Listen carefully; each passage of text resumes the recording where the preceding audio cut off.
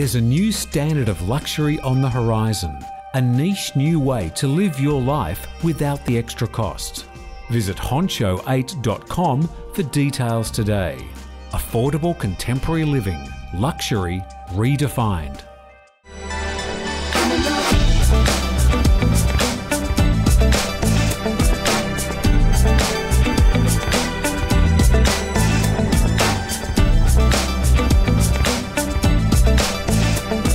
Welcome to This Week in Phuket, where we take a look at what's made the headlines from around the island. Last week saw some very angry boatmen down at Geelong Pier. They used a chain to block off the last 100 metres of the pier in a protest against new fees announced by the aubergeur who owns it. The Phuket Provincial Administration Organisation argued that the pier was getting too cluttered with vehicles and that higher fees would deter some people from using it. But after a meeting held on Monday, it was decided that the fee for riding a bike onto the pier for a quick visit will now be 2 baht, while the fee for parking a motorbike on the pier all day will be 10. A German expat is dead following what police believe may have been an overdose of Comagra, a Thai version of Viagra.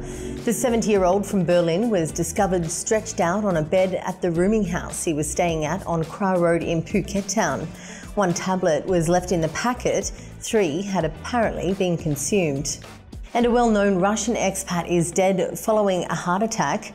Vladimir Karmazin, who was principal of the Aqua Center Dye Company in Rawai, died at the age of 57.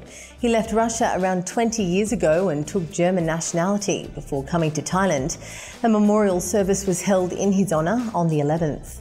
The Phuket Passport Office reopened after a lengthy closure due to protests on the island.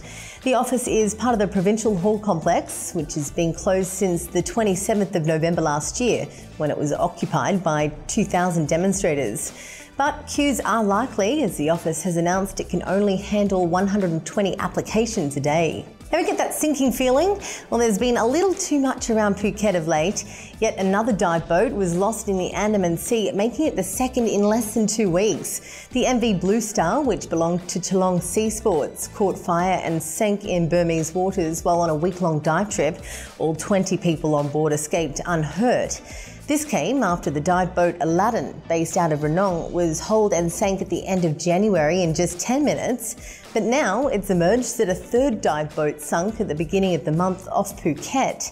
The sinking, which happened at the start of February, was kept very quiet. Details only emerged after a diver on board, who asked to be named only as Xavier, contacted the Phuket News. He said the boat left Phuket for a 4-day diving cruise, but a blaze broke out just 4 hours into the trip. On board the MV Banh Mi, owned by Qatar-based French company Andaman Scuba, were 15 French tourists and 5 crew members who all escaped unharmed. A teenager is dead and 2 were hurt last week after running into the back of a pickup truck on a bike. It happened when they left school together to pick up supplies for a camping trip in front of Ban Suan Neramit housing estate near the Heroines Monument.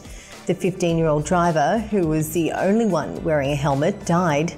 He was given CPR at the scene and then transferred to Teleng Hospital, where he died of his injuries. The other 2 boys, who survived, aged 13 and 15, were treated at Wachira Hospital. Dirty bombs were the hot topic in Phuket last week. Security experts from 17 countries met for 4 days for talks at the Panwa Beach Resort to discuss the issue. These explosive devices are combined with radioactive material to not only kill and destroy, but to also contaminate the area around the blast. Pictured here is Brian Reed from the US Global Threat Reduction Initiative and Brian Ward of the IAEA. The number of Chinese tourists remains strong despite political tensions in Bangkok. The number of visa applications at the Thai consular office in Shanghai are still high at 7,000 to 8,000 applications per day.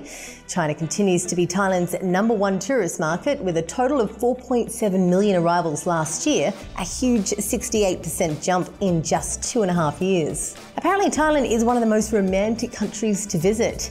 It ranked 5th globally for people searching the internet for honeymoons. The ranking placed it in the top 5 international destinations in Google's 2013 searches. Rounding off the top 5 were New Zealand, Cancun, the Maldives and Bali. The owner of KBV Visa Run Company is denying a news report this week that one of its drivers was arrested by Malaysian police after stealing 37,000 baht from foreigners in his minibus and then leaving them stranded. The story alleged that the driver disappeared, taking with him all the fares.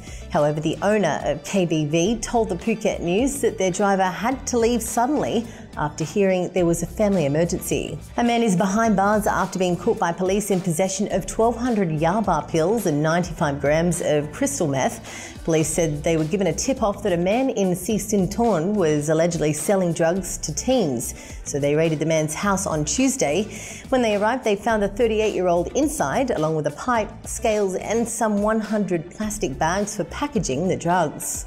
In addition to being Valentine's Day, February 14th also marked Maka Buddha Day, one of the most important days in the Buddhist calendar and a public holiday.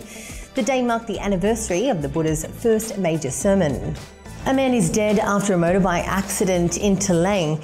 His friend that was on the bike with him was left badly injured after crashing into a small bridge on the side of Park Lok Road on Wednesday. The two men, believed to be Burmese, were understood to be speeding. And finally, Thailand's government is expected to remain at a standstill for months. It comes after the Election Commission announced it would try to complete this month's disputed election in late April. Meanwhile, protesters have vowed to block voters casting ballots in the rerun polls. And that's the way we saw the island this week in Phuket. Thanks for joining us. To keep up to date, keep watching the Phuket News TV. Listen to Live 89.5, buy a copy of the Phuket News or Novosti Phuketa, or you can always visit thephuketnews.com. We'll see you next week.